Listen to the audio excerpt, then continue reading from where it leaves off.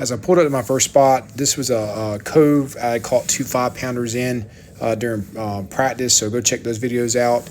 But I slipped and almost fell in the water right here because the waves were rocking the boat pretty good. And as I went in and took my jacket off and moved to the back of this pocket, this is where I had a bunch of beds that were marked. So I was seeing if the bucks were on the bed or if I could see any females that were still sitting on these beds. So I'm not doing a random casting around this cove. I'm actually casting at targets I already had marked on my graph in the front.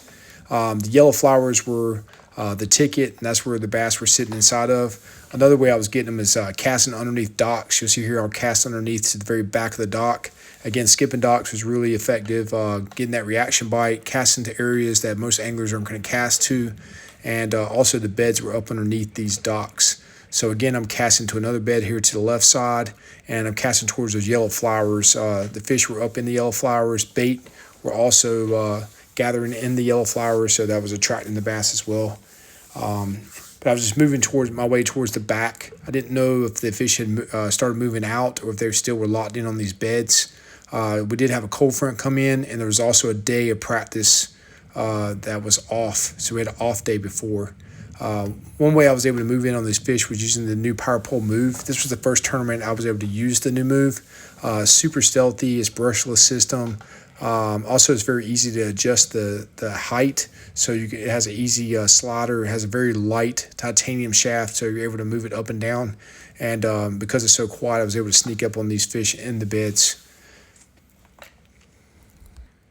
I started working my way back to the very back. You'll see there's a creek in the very back here. There was 3 or 4 beds back in this creek.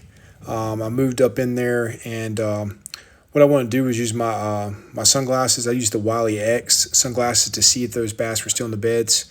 I saw there was a little buck right here in front of me. Again, the fish had to be 15 inches long in order to weigh them in. This fish here was not 15 inches, so I kind of left it alone. So I was seeing little small bucks on the beds, but I wasn't seeing any big ones. So you see me look around.